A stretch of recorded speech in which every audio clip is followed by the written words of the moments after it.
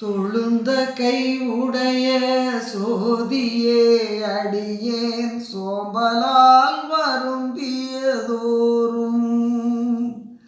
ஆளுந்த என் உள்ளம் பயந்ததை என்னால் அளவிடற்கெய்துமோ பகலில் விழுந்துரு தூக்கம் வரவது தடுத்தும் விட்டிடா வன்மையால் தூங்கி எழுந்த போதெல்லாம் பயத்தோடும் எழுந்தேன் என் செய்வேனென்றே